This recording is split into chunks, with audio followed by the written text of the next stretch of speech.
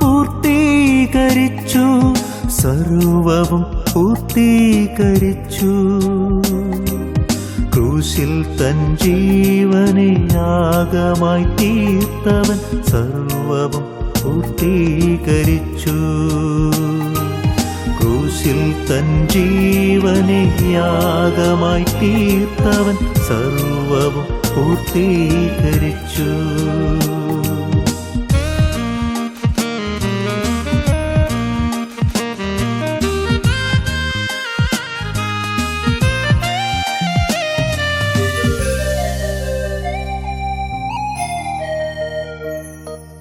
താതൻ തന്നാജ്ഞകൾ തള്ളാതെയന്നവൻ പാപത്തെ ക്രൂശിൽ വഹിച്ചു. പാപം വഹിച്ചപ്പോൾ താതൻ മറഞ്ഞപ്പോൾ അയ്യം വിളിച്ചു കരഞ്ഞു.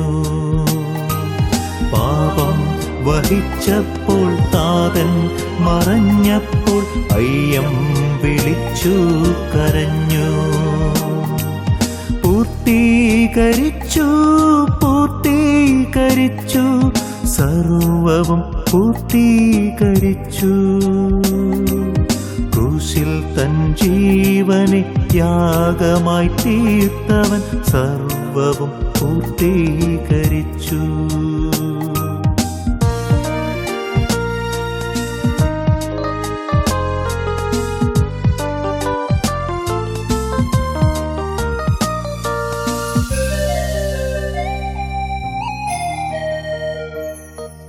പാപികൾ കണ്ടെന്ന് പരിഹസിച്ചു നിന്നു. പാതാളം ആർത്തു വിളിച്ചു. മൂന്നാം നാൾ പാതാളവാതിൽ തകർത്തവൻ അധികാരമുദ്ര തറച്ചു.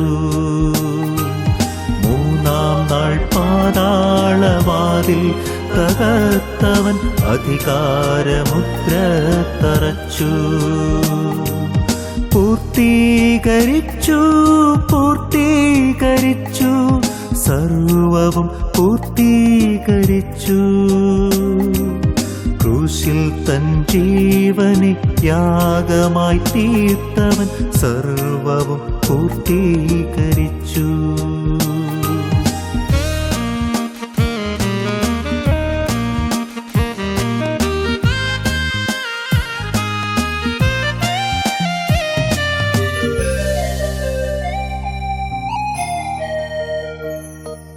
പാപത്തിൻ ചങ്ങല പൊട്ടിച്ചെറിഞ്ഞവൻ ആദത്തെ കയ്യിൽ എടുത്തു. ദുഷ്ടാത്മസേനകൾ കണ്ടു വിറച്ചു. സ്വർലോകർ ആർത്തു വിളിച്ചു. ദുഷ്ടാത്മസേനകൾ കണ്ടു വിറച്ചു. സ്വർലോകർ ആർത്തു വിളിച്ചു. പൂർത്തീകരിച്ചു സർവവും പൂർത്തീകരിച്ചു. ക്രൂശിൽ തൻ ജീവനെ യാഗമായി തീർത്തവൻ സർവവും പൂർത്തീകരിച്ചു. ഞങ്ങളോ ക്രൂശിക്കപ്പെട്ട ക്രിസ്തുവിനെ പ്രസംഗിക്കുന്നു. ദൈവ തിരുനാമത്തിന് മഹത്വം ഉണ്ടാകട്ടെ.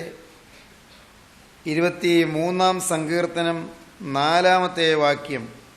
കൂരിരുൾ താഴ്വരയിൽ കൂടി നടന്നാലും ഞാൻ ഒരനർത്ഥവും ഭയപ്പെടുകയില്ല. നീ എന്നോടുകൂടെ ഇരിക്കുന്നുവല്ലോ. നിന്റെ വടിയും കോലും എന്നെ ആശ്വസിപ്പിക്കുന്നു. കൂരിരുൾ താഴ്വര ജീവിതത്തിലുണ്ട്. കൂരിരുൾ താഴ്വരയിൽ കൂടി നടന്നാലും, എൻ്റെ ജീവിതത്തിൽ കൂരിരുൾ താഴ്വര വന്നാലും എനിക്കൊരനർത്ഥവും ഭയപ്പെടേണ്ടി വരികയില്ല. കാരണം നീ എന്നോടുകൂടെ ഇരിക്കുന്നുവല്ലോ. ദൈവമേ, നീ എന്നോടുകൂടെ ഇരിക്കുന്നു. നിന്റെ സാന്നിധ്യം എനിക്ക് തരുന്നു. നിന്റെ കൃപയുടെ ചിറകടിയിൽ എന്നെ സംരക്ഷിക്കുന്നു. നീ എനിക്ക് ചുറ്റും കോട്ട കെട്ടി പരിപാലിക്കുന്നു. അതുകൊണ്ട് ഒരനർത്ഥവും എനിക്ക് ഭയപ്പെടേണ്ട ആവശ്യമില്ല. കൂരിരുൾ താഴ്വരയിൽ കൂടി നടന്നാലും ഞാൻ ഒരനർത്ഥവും ഭയപ്പെടുകയില്ല. നീ എന്നോട് കൂടെ ഇരിക്കുന്നുവല്ലോ. സഹോദരീ സഹോദരങ്ങളെ, നമ്മുടെ ജീവിതത്തിൽ താഴ്വരകൾ കടന്നു പോകേണ്ടി വരും. നമ്മുടെ ജീവിതത്തിൽ മലകളും പർവ്വതങ്ങളും കടന്നു പോകേണ്ടി വരും. ഈ വർഷത്തിൻ്റെ ആരംഭം മുതൽ അവസാനം വരെയുള്ള നമ്മുടെ ജീവിതത്തിൽ അനേകമനേകം മലകൾ നാം അപ്പുറം കടന്നു പോകേണ്ടി വരും. അനേകമനേകം താഴ്വരകൾ നാം കടന്നു പോകേണ്ടി വരും. മലകളുണ്ട്, താഴ്വരകളുണ്ട്. ആവർത്തന പുസ്തകം 11-ാം അധ്യായത്തിൽ നാം അങ്ങനെയാണ് കാണുന്നത്. നിങ്ങൾ കൈവശമാക്കുവാൻ ചെല്ലുന്ന ദേശമോ മലകളും താഴ്വരകളും ഉള്ളതായി ആകാശത്തുനിന്ന് പെയ്യുന്ന മഴവെള്ളം കുടിക്കുന്നതും നിന്റെ ദൈവമായ യഹോവ പരിപാലിക്കുന്നതുമായ ദേശമാകുന്നു. ആണ്ടിൻ്റെ ആരംഭം മുതൽ അവസാനം വരെ നിന്റെ ദൈവമായ യഹോവയുടെ ദൃഷ്ടി എപ്പോഴും അതിന്മേലിരിക്കുന്നു. ആണ്ടിൻ്റെ ആരംഭം മുതൽ അവസാനം വരെ ദൈവത്തിൻ്റെ ദൃഷ്ടി നിന്റെ മേലുണ്ട്. ദൈവത്തിൻ്റെ ദൃഷ്ടി നിന്നെ കണ്ടുകൊണ്ടിരിക്കും. ദൈവത്തിൻ്റെ ദൃഷ്ടി നിന്നെ പരിപാലിച്ചു കൊണ്ടിരിക്കും. ആണ്ടിൻ്റെ ആരംഭം മുതൽ അവസാനം വരെ നിന്റെ ദൈവമായ യഹോവയുടെ ദൃഷ്ടി എപ്പോഴും അതിന്മേലിരിക്കുന്നു. മലകൾ കടക്കണം, ക്ലേശമാണ്. കുന്നുകൾ കയറണം, ഭാരമാണ്. അത് പ്രയാസമുള്ള കാര്യമാണ്. മലകൾ കയറി കടന്നു പോകുക അത് ദുഷ്കരമാണ്. അത് യാതനാഭരിതമാണ്. അത് ക്ലേശസമ്പൂർണമാണ്. മലകൾ, കുന്നുകൾ കയറി അപ്പുറം കടന്നു പോവുക. സെഖര്യാ പ്രവാചകൻ്റെ പുസ്തകത്തിൽ പ്രവാചകൻ വളരെ മനോഹരമായൊരു ദൃശ്യം കാണിച്ചു തരുന്നുണ്ട്. എന്താണ്? നിത്യനായ ദൈവം ഒരു വലിയ പർവ്വതം കാണിച്ചു തന്നു. ആ പർവ്വതം കാണിച്ചിട്ട് സെരുബ്ബാബേലിനോട് പറയുകയാണ്, അന്നത്തെ ഗവർണറായ സെരുബ്ബാബേലിനോട്, ദേശാധിപതിയായ സെരുബ്ബാബേലിനോട് പറയുകയാണ്, ശെയൽതീയേലിന്റെ മകനായ സെരുബ്ബാബേലേ, നിന്റെ മുമ്പിലുള്ള മഹാപർവ്വതം അത് കണ്ട് നീ ഭയപ്പെടേണ്ട. നീ ആ പർവ്വതം കണ്ട് നീ പേടിക്കേണ്ട. നിന്റെ മുമ്പിലുള്ള മഹാപർവ്വതം അത് ഒരു ഗിരിശൃംഗമാണ്. അത് വലിയ കൊടുമുടിയാണ്. അത് അപ്പുറം കടക്കാൻ പ്രയാസമുള്ളതാണ്. ആ കുന്ന് കയറി പറ്റാൻ പ്രയാസം ഏറെയാണ്. മകനെ സെരുബ്ബാബേലേ, നിന്റെ മുമ്പിലുള്ള മഹാപർവ്വതം കണ്ട് നീ പരിഭ്രമിക്കേണ്ട. നിന്റെ മുമ്പിലുള്ള വിഘ്നങ്ങൾ കണ്ട് നീ തളരേണ്ട. നിന്റെ മുമ്പിലുള്ള അനേകമനേകം തടസ്സങ്ങളുടെ മുന്നിൽ നീ പതറി ഉലഞ്ഞു നിൽക്കേണ്ട. സെരുബ്ബാബേലിൻ്റെ മുമ്പിലുള്ള മഹാപർവ്വതമേ, നീ ആര്? നീ സമഭൂമിയായിത്തീരും. അതിന് കൃപ കൃപ എന്ന ആർപ്പോടുകൂടെ അവൻ ആണിക്കല്ല് കയറ്റും. സെഖര്യാവിൻ്റെ പ്രവചനം 4-ാം അധ്യായത്തിൽ അങ്ങനെയാണ് നാം കാണുന്നത്. 5-ാം വാക്യം മുതൽ വായിക്കുമ്പോൾ, സൈന്യത്താലല്ല ശക്തിയാലുമല്ല എൻ്റെ ആത്മാവിനാൽ അത്രയേ എന്ന് യഹോവയുടെ അരുളപ്പാട്. സൈന്യത്താലല്ല ശക്തിയാലുമല്ല എൻ്റെ ആത്മാവിനാൽ അത്രയെന്ന് സൈന്യങ്ങളുടെ ദൈവമായ യഹോവയുടെ അരുളപ്പാട്. സെരുബ്ബാബേലിൻ്റെ മുമ്പിലുള്ള മഹാപർവ്വതമേ, നീ ആര്? നീ സമഭൂമിയായിത്തീരും. ഇന്നത് പർവ്വതമാണ്, ഇന്നത് ഗിരിശൃംഗമാണ്, ഇന്നത് പർവ്വതത്തിൻ്റെ കൊടുമുടിയാണ്. അത് കടന്നക്കരെ പറ്റാൻ പ്രയാസമാണ്. എന്നാൽ സെരുബ്ബാബേലിൻ്റെ മുമ്പിലുള്ള മഹാപർവ്വതമേ, നീ ആര്? നിന്നെ കണ്ട് സെരുബ്ബാബേൽ പരിഭ്രമിക്കേണ്ട ആവശ്യമില്ല. കാരണം അതിൽ ജീവനുള്ള ദൈവം കൃപയുടെ ആണിക്കല്ല് കയറ്റുകയാണ്. കൃപയുടെ നിറവിൽ ആ മഹാപർവ്വതം അത് സമഭൂമിയായിത്തീരാൻ പോവുകയാണ്. വിഘ്നങ്ങളെല്ലാം മാറാൻ പോവുകയാണ്. പ്രയാസങ്ങളും തടസ്സങ്ങളും നീങ്ങാൻ പോവുകയാണ്. പ്രിയപ്പെട്ടവരെ, ഈ വർഷം മലകൾ കയറിപ്പോകേണ്ടതുണ്ട്. ഭാരപ്പെടേണ്ട. താഴ്വരകൾ കടന്നു പോകേണ്ടതുണ്ട്. അല്പം പോലും മനസ്സ് മടുക്കണ്ട. മനസ്സ് പരിഭ്രമിക്കേണ്ട. താഴ്ചകളുണ്ട്, അധപ്പതനങ്ങളുണ്ട്, വീഴ്ചകളുണ്ട്, പരാജയങ്ങളുണ്ട്. ജീവിതത്തിൽ പല പല തോൽവികളുണ്ട്. പല കാര്യങ്ങളിൽ നഷ്ടങ്ങൾ വന്നു എന്ന് വരാം, ചില കാര്യങ്ങളിൽ കഷ്ടങ്ങൾ വന്നു എന്ന് വരാം, ചിലപ്പോൾ ദുരിതങ്ങൾ നേരിട്ടു എന്ന് വരാം. താഴ്വരയുടെ അനുഭവമുണ്ട്, പർവ്വതത്തിൻ്റെ അനുഭവമുണ്ട്. പ്രിയപ്പെട്ടവരെ, നാം വായിക്കുന്നത് എങ്ങനെയാണ്? നിങ്ങൾ കൈവശമാക്കുവാൻ ചെല്ലുന്ന ദേശമോ മലകളും താഴ്വരകളുമുള്ളതായിട്ടുള്ള ദേശമാണ്. പക്ഷേ ദൈവത്തിൻ്റെ ദൃഷ്ടി അതിന്മേലുണ്ട്. ആദ്യത്തെ താഴ്വര സിദ്ദീം താഴ്വരയാണ്. സിദ്ദീം താഴ്വരയിൽ കീൽക്കുഴികളുണ്ടായിരുന്നു. അതിൽ ആ രാജാക്കന്മാർ ചെന്ന് വീണു, കീൽക്കുഴികളിൽ വീണു. ജീവിതം അഴുക്ക് പറ്റി, ജീവിതം അപകടമായി, ജീവിതം കീൽക്കുഴികളിൽ വീണുപോയി.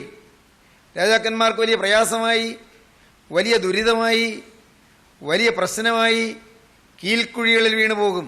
സിദ്ദീം താഴ്വര. രണ്ടാമത്തെ താഴ്വര ആഘോർ താഴ്വര. ആഘോർ താഴ്വരയിൽ ആഖാൻ ദ്രവ്യാഗ്രഹം മൂലം കല്ലെറിഞ്ഞ് കൊല്ലപ്പെട്ടു. അത് സിൽവറിനെ കാണിക്കുന്നു. ഒന്ന് സിദ്ദീം താഴ്വര, അത് സെൽഫ്. രണ്ട് ആഘോർ താഴ്വര, സിൽവർ, ധനം.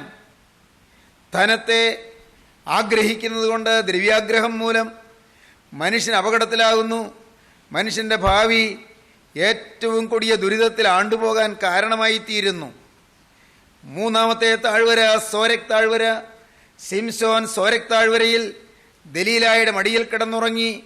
സെക്സിനെ കാണിക്കുന്നു, ലൈംഗിക അരാജകത്വത്തെ കാണിക്കുന്നു, ലൈംഗികമായ അശുദ്ധിയെ കാണിക്കുന്നു, ലൈംഗികമായ അസാൻമാർഗികത്വത്തെ, സദാചാരവിരുദ്ധമായ മനോഭാവത്തെ കാണിക്കുന്നു, അസാൻമാർഗികമായ കാഴ്ചപ്പാടുകളെ സൂചിപ്പിക്കുന്നു.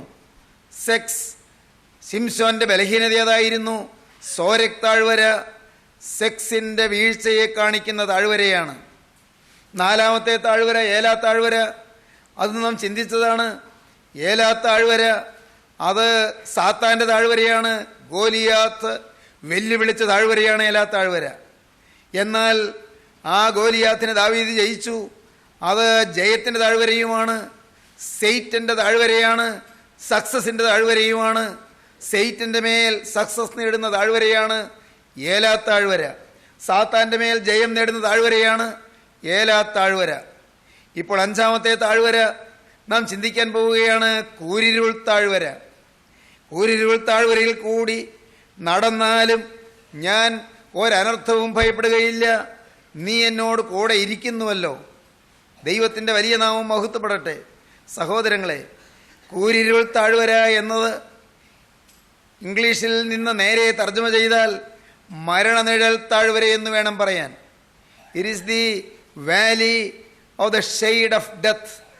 ഷെയ്ഡ് ഓഫ് ഡെത്ത്, അത് മരണത്തിൻ്റെ നിഴൽ താഴ്വരയാണ്. കൂരിരുൾ താഴ്വര അത് മരണനിഴൽ താഴ്വരയാണ്, അത് കൂരിരുട്ടിൻ്റെ താഴ്വരയുമാണ്. It is the valley of the shade of death, അത് മരണത്തിൻ്റെ നിഴലുള്ള താഴ്വരയാണ്. It is the valley of the shade of darkness, അത് കൂരിരുട്ടിൻ്റെ നിഴൽപ്പാടുള്ള താഴ്വരയാണ്. മരണം കൂരിരുട്ട് പോലാണ് മനുഷ്യനെ സന്ധിക്കുന്നത്. മരണം യാതനാഭരിതമാണ്, മരണം ദുസ്സഹമാണ്, മരണം വേദനാജനകമാണ്. വിയോഗം, വിരഹം എല്ലാവർക്കും വേദനയാണ്. മരണം ജീവിത അന്ത്യമാണ്. ഭൗതിക ജീവിതത്തിൻ്റെ പര്യവസാനമാണ് മരണമെന്ന് പറയുന്നത്. പ്രിയപ്പെട്ടവരെ, നാം ഓരോരുത്തരും ഈ താഴ്വരയിൽ കൂടി പോയേ പറ്റൂ. മരണനിഴൽ താഴ്വരയിൽ കൂടി സകലമാന മനുഷ്യരും പോയേ പറ്റൂ. നാം എല്ലാവരും നേരിടേണ്ടി വരും. മരണത്തിൻ്റെ താഴ്വരയിൽ കൂടി കടന്നു പോകേണ്ടി വരും. ഈ വർഷമാണോ അത് സംഭവിക്കുന്നത് നമുക്കറിഞ്ഞുകൂടാ. മരണനിഴൽ താഴ്വരയിൽ കൂടി ഈ വാക്കുകളെ കേൾക്കുന്ന ആരെല്ലാം കടന്നു പോകും നമുക്കാർക്കിപ്പോൾ അറിഞ്ഞുകൂടാ. അതെല്ലാം നിത്യനായ ദൈവത്തിൻ്റെ സന്നിധിയിലിരിക്കുന്ന കാര്യങ്ങൾ, ദൈവത്തിൻ്റെ കാര്യപരിപാടിയിലിരിക്കുന്ന കാര്യങ്ങൾ. എന്നാൽ ഒന്നുണ്ട്, നമുക്കൊരു കാര്യം തീരുമാനിക്കാം.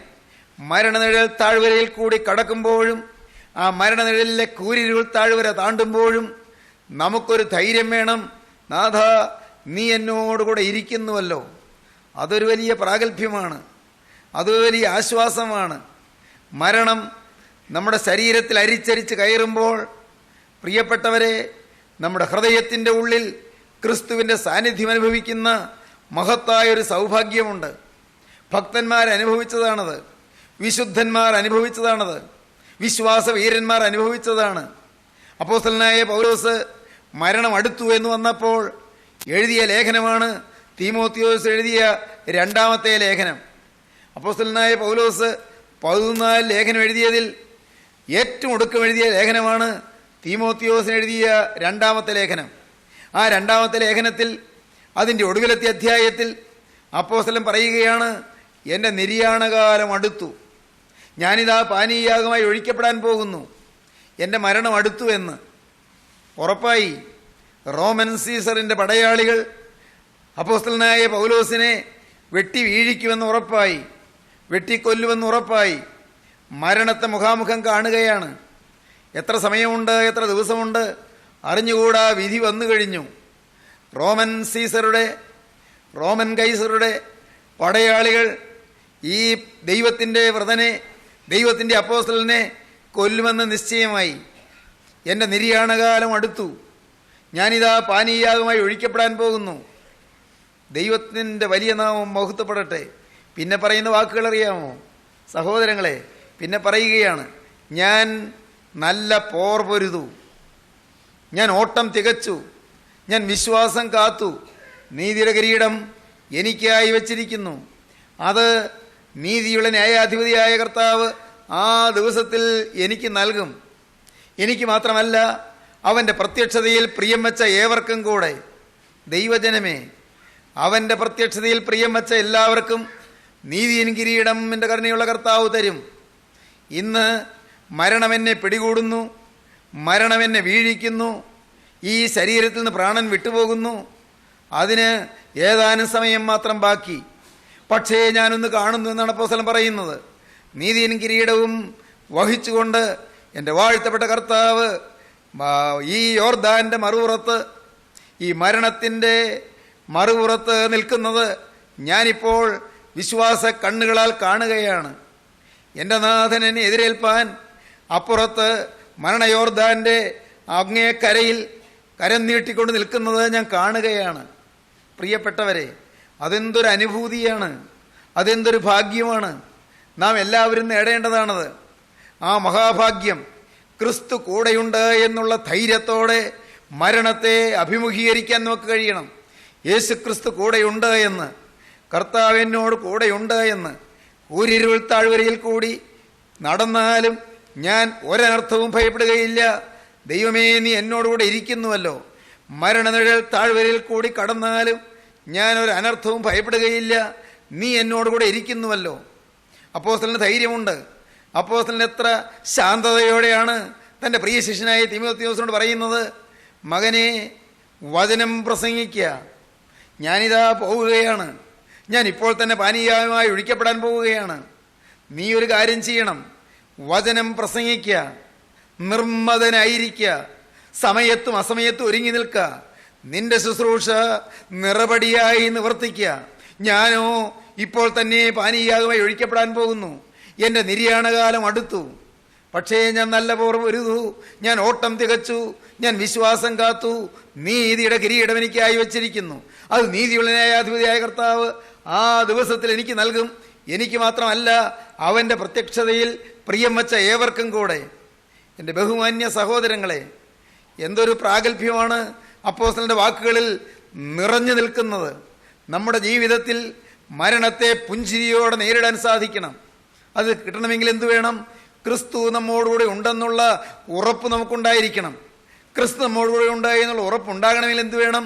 നമ്മുടെ പാപങ്ങൾ ക്ഷമിക്കപ്പെട്ടു എന്നുള്ള നല്ല ധൈര്യം നമുക്ക് വേണം. എൻ്റെ കറകളെല്ലാം യേശുക്രിസ്തുവിൻ്റെ തിരുരക്തത്താൽ കഴുകപ്പെട്ടു എന്നുള്ള ഉറപ്പ്, എൻ്റെ പാപങ്ങളെല്ലാം യേശു തമ്പുരാൻ കഴുകി തന്നു എന്നുള്ള ഉറപ്പ്, യേശുവിൻ്റെ തിരുവിലാവ് പൊട്ടിയൊഴുകിയ ചോരയാലും നീരിനാലും എൻ്റെ പാപക്കറകൾ കഴുകി തന്നു എന്നുള്ള ധൈര്യം. ദൈവത്തിൻ്റെ വലിയ നാമം മഹത്വപ്പെടട്ടെ. സഹോദരങ്ങളെ, ആ ഒരു ധൈര്യമാണ് സ്തേഫാനോസിനുണ്ടായിരുന്നത്. അപ്പോസ്തലപ്രവൃത്തികളുടെ പുസ്തകം 7-ാം അധ്യായം നാം വായിക്കുമ്പോൾ അതിൻ്റെ ഒടുവിലത്തെ ഖണ്ഡികയിൽ സ്തേഫാനോസിൻ്റെ രക്തസാക്ഷി മരണം നാം കാണുന്നു. ആദ്യത്തെ പ്രസംഗത്തിൽ, കന്യപ്രസംഗത്തിൽ തന്നെ സ്തേഫാനോസ് കല്ലെറിയപ്പെട്ടു. ശക്തിയേറിയ ദൂത് സംസാരിക്കുകയായിരുന്നു. ആത്മനിറവിൻ്റെ വചനം സംസാരിക്കുകയായിരുന്നു. ദൈവാത്മാവിൽ പ്രചോദിതമായി, ദൈവാത്മാവിൽ ശക്തീകരിക്കപ്പെട്ടവനായി, ദൈവത്തിൻ്റെ പരിശുദ്ധാത്മാവിനാൽ നിയന്ത്രിക്കപ്പെട്ടവനായി ആത്മനിറവിൻ്റെ വചനം സംസാരിക്കുകയായിരുന്നു. മയമില്ലാതെയും ശങ്കയില്ലാതെയും ആരെയും പേടിയില്ലാതെയും ഒരു കൂസലുമില്ലാതെയും ഹൃദയത്തിനും ചെവിക്കും പരിച്ഛേദനയില്ലാത്തവരായുള്ളവരെ, ശാഠ്യക്കാരെ എന്ന് വിളിച്ചുകൊണ്ട് അല്പം പോലും വിട്ടുവീഴ്ചയില്ലാതെ സ്തേഫാനോസ് തിരുവചനം പറയുകയായിരുന്നു. സ്തേഫാനോസിന്റെ തിരുവചനം യഹൂദ മതമേധാവികളുടെ അന്തരംഗത്ത് തുളച്ചു കയറി. അന്നത്തെ യഹൂദ മതത്തിലെ മുമ്പന്മാരും യെരൂശലേം ദേവാലയത്തിലെ പ്രമാണികളുമായ ആളുകളുടെ ചങ്കിൽ തറഞ്ഞു കയറിയ വചനങ്ങളാണ് അന്ന് സ്തേഫാനോസിന്റെ നാവിൽ കൂടി ഉരുത്തിരിഞ്ഞ് കയറി കടന്നു ചെന്നത്. പ്രിയപ്പെട്ടവരെ, എന്താണ് സംഭവിച്ചത്? ദൈവത്തിൻ്റെ വലിയ നാമം മഹത്വപ്പെടട്ടെ. അവര് സ്തേഫാനോസിന് നേരെ പല്ലിറിമ്മിക്കൊണ്ട് പാഞ്ഞു ചെന്നു. സ്തേഫാനോസിന് നേരെ അവർ പല്ല് കടിച്ചുകൊണ്ട് പാഞ്ഞു ചെന്നു. സ്തേഫാനോസിനെ തള്ളി പുറത്താക്കി. അവര് ഒരു പൊതുസ്ഥലത്തേക്ക് തള്ളി വലിച്ചഴച്ചു കൊണ്ടുപോയി നിർത്തി. നാനാവശത്തു നിന്നും കല്ലുകൾ ദുരിതരായി എറിയാൻ തുടങ്ങി. കല്ലേറുകൊണ്ട് സ്തേഫാനോസ് ശരീരം മുറിഞ്ഞ്, അസ്ഥികൾ ഉടഞ്ഞ്, എല്ലുകൾ ഒടിഞ്ഞ് സ്തേഫാനോസ് അവിടെ വീണു. ഇടയ്ക്ക് ആ ഒടിഞ്ഞ കയ്യ് കുത്തിക്കൊണ്ട് പയ്യെ എഴുന്നേൽക്കാൻ നോക്കി.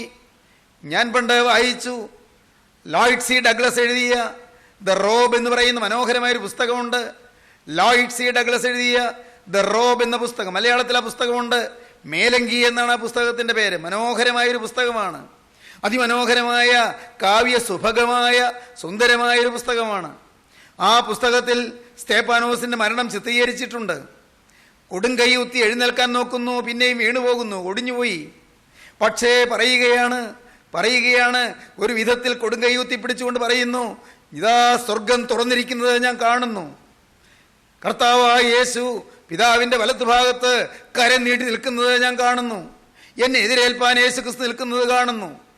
ആ സ്വർഗീയ ദർശനത്തെക്കുറിച്ച് പറഞ്ഞപ്പോൾ എറിയുന്നവർക്ക് വാശി വർദ്ധിക്കുകയാണ്, വൈരാഗ്യം പെരുകുകയാണ്. എറിയുന്നവർ പിന്നെയും ആക്രോശിച്ചുകൊണ്ട്, ഗർജിച്ചുകൊണ്ട്, അധിക്ഷേപ വാക്കുകൾ ഉച്ചരിച്ചുകൊണ്ട് സ്തേഫാനോസിനെ കല്ലെറിയുകയാണ്. സ്തേഫാനോസ് പിന്നെയും ദൈവത്തിൻ്റെ മഹത്വം കണ്ടുകൊണ്ട്, നിത്യനായ ക്രിസ്തുവിൻ്റെ തേജോമയമായ സാന്നിധ്യം അനുഭവിച്ചുകൊണ്ട്, ദൈവത്തെ മഹത്വപ്പെടുത്തിക്കൊണ്ട്, ദൈവത്തെ സ്തുതിച്ചുകൊണ്ട് ആ മരണത്തോട് അടുക്കുകയാണ്. ശരീരം ഒടിഞ്ഞ് തകർന്ന്, ചോര ചീറിത്തെറിച്ച്, ചോര തെറിക്കുന്ന കൂടെ മാംസശകലങ്ങളും തെറിച്ച്, കല്ലേറുകൊണ്ട് ഉടഞ്ഞ് സ്തേഫാനോസ് നിലത്ത് വീഴുകയാണ്. പ്രിയപ്പെട്ടവരെ, സ്തേഫാനോസ് കർത്താവായ യേശുവിൻ്റെ തിരുമുഖശോഭ കണ്ടുകൊണ്ട് ശരീരത്തിൻ്റെ വേദന അറിയാതെ ആ മരണത്തെ അഭിമുഖീകരിക്കുകയാണ്. ഒടുവിലിതാ മരണത്തോടടുക്കുമ്പോൾ സ്തേഫാനോസ് ഉച്ചത്തിൽ പ്രാർത്ഥിച്ചു, കർത്താവേ, ഇവർക്ക് ഈ പാപം നിർത്തരുതേ, ഇവർ ഈ ചെയ്യുന്നത് അത് അവരുടെ മേൽ കണക്കിടരുതേ. എന്തൊരു സ്നേഹമാണ്, എന്തൊരു ഹൃദയാർദ്രതയാണ്, എന്തൊരു കാരുണ്യഭാവമാണ്, എന്തൊരു വിശാല വീക്ഷണമാണ്. എതിർക്കുകയും ഉപദ്രവിക്കുകയും കൊല്ലുകയും ചെയ്യുന്നവർക്കൊരു ദോഷം വരില്ലേ എന്ന് ആഗ്രഹിക്കുന്ന ക്രിസ്തുവിൻ്റെ ക്രൂശിലെ സ്നേഹം അതേപടി നിഴലിടുകയാണ്, അതേപടി റിഫ്ലക്റ്റ് ചെയ്യുകയാണ്, അതേപടി പ്രതിബിംബിക്കുകയാണ് സ്തേഫാനോസിൻ്റെ ഈ വാക്കുകളിൽ. സ്നേഹിതരെ, ജീവിതത്തിൽ പാപം മാറിയാൽ ഈ സ്നേഹം നിറയും. പാപം ക്ഷമിക്കപ്പെട്ടാൽ ക്രിസ്തുവിൻ്റെ ക്രൂശിലെ സ്നേഹം നമ്മുടെ ഉള്ളിൽ നിറയും. ക്രൂശിലെ സ്നേഹം നിറഞ്ഞാൽ മരണം നമുക്ക് തൃണതുല്യമായി മാറും, പുല്ലിന് തുല്യമായി മാറും. മരണം നമുക്ക് പേടിയില്ലാതാകും, മരണത്തെ നമുക്ക് ഭയമില്ലാതാകും. സഹോദരീ സഹോദരങ്ങളെ, ഇന്ന് നിങ്ങൾ ഈ വാക്കുകളെ കേൾക്കുമ്പോൾ നിങ്ങൾ ഇരിക്കുന്ന ഇരിപ്പിൽ ഇരുന്നു കൊണ്ട് നിങ്ങൾ ഒരു കാര്യം കാണണം. കർത്താവേ, മരണനേരത്ത് എന്നെ എതിരേൽപ്പാനായി അവിടുത്തെ ദൂതന്മാരെ അയക്കുകയും എന്നെ എതിരേൽപ്പാനായി എന്നെ സ്വീകരിപ്പാനായി കരം നീട്ടി നിൽക്കുകയും ചെയ്യുന്ന എൻ്റെ നാഥ, നിൻ്റെ ആണിപ്പാടുള്ള കരം കണ്ടുകൊണ്ട് ഓരോ ദിവസവും എനിക്ക് ആരംഭിക്കണം, ഓരോ ദിവസവും എനിക്ക് പുലരണം, ഓരോ ദിവസവും എനിക്ക് അവസാനിക്കണം. മരണം വന്ന് പിടികൂടട്ടെ, മരണം ഏത് പ്രായത്തിലും വന്നുകൊള്ളട്ടെ. എൻ്റെ കർത്താവേ, ശുശ്രൂഷ ഉള്ള കാലം നിറപടിയായി നിവർത്തിക്കണം. എന്നെ ഏൽപ്പിച്ച വേല നിറപടിയായി തികയ്ക്കണം. നിന്റെ ശുശ്രൂഷ നിറപടിയായി നിവർത്തിക്കുക എന്ന് അപ്പോസ്തലൻ തീമോത്തിയോസിനോട് പറയുന്ന ആ വാക്യം ഇംഗ്ലീഷിൽ നത്തിങ് ബി ലെഫ്റ്റ് അൺഡൺ എന്നാണ് English. Nothing be left undone, ഒന്നും പൂർത്തീകരിക്കാതെ ഇട്ടേച്ച് പോകരുത്. Nothing be left undone. മകനെ, നീ പൂർത്തീകരിക്കാതെ ഒന്നും ബാക്കിയിട്ടിട്ട് പോകരുത്. എല്ലാം പൂർത്തീകരിക്കണം. ചെയ്യാനുള്ളതെല്ലാം ചെയ്തു തീർക്കണം. നീ നിവർത്തിക്കാനുള്ളതെല്ലാം നിവർത്തിച്ചു തീർക്കണം. നീ പറഞ്ഞു തീർക്കാനുള്ളതെല്ലാം പറഞ്ഞു തീർക്കണം. ഞാൻ ഒന്നുകൂടി പറയട്ടെ, മോനെ, നീ സ്തുതിക്കാനുള്ളതെല്ലാം സ്തുതിച്ചു തീർക്കണം. നിനക്ക് സ്തുതിക്കാൻ വകയില്ലേ? നിനക്ക് ദൈവത്തെ വാഴ്ത്താൻ വകയില്ലേ? ദൈവത്തെ മഹത്വപ്പെടുത്താൻ നിനക്ക് വകയില്ലേ? ദൈവം തന്ന കൃപകളോർത്ത് സ്തുതിക്കാൻ വകയില്ലേ? ദൈവം ഇത്രത്തോളം നിന്നെ കാത്തു തോർത്ത് നിനക്ക് ദൈവത്തെ മഹത്വം വർണ്ണിച്ചു പാടാൻ നിനക്ക് വകയില്ലേ?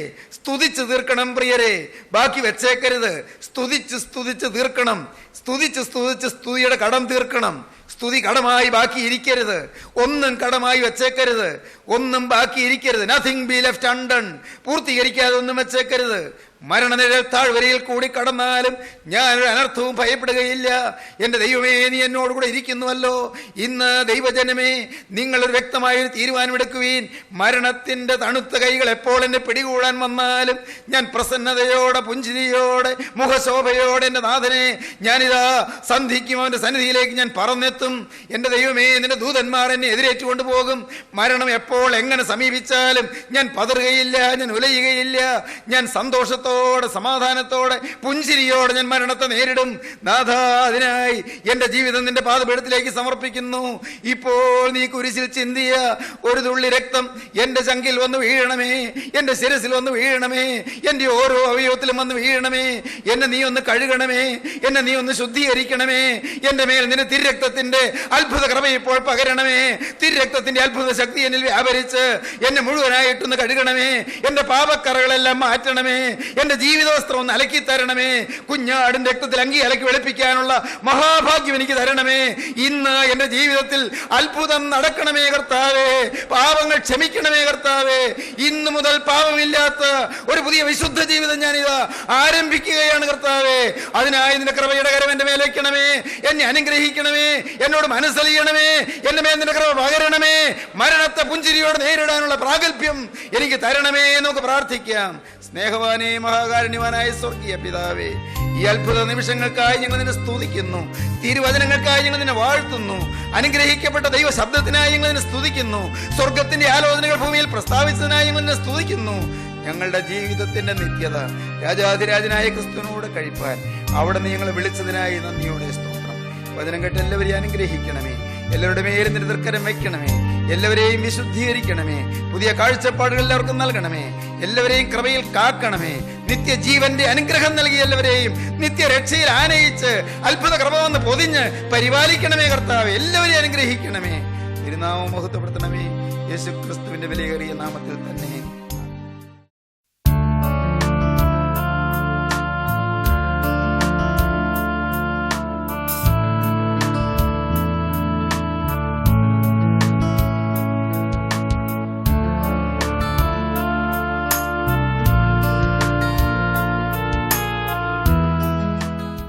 Professor M.Y. യോഹന്നാൻ പവർ വിഷൻ ടിവിയിൽ പ്രസംഗിക്കുന്നു.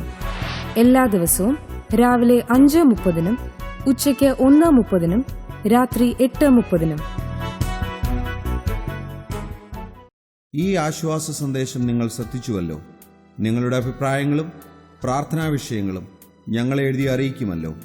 ഞങ്ങളുടെ വിലാസം: professor M.Y. Yohannan, post box number 17, Kolenchery 682311. Phone 9142303096.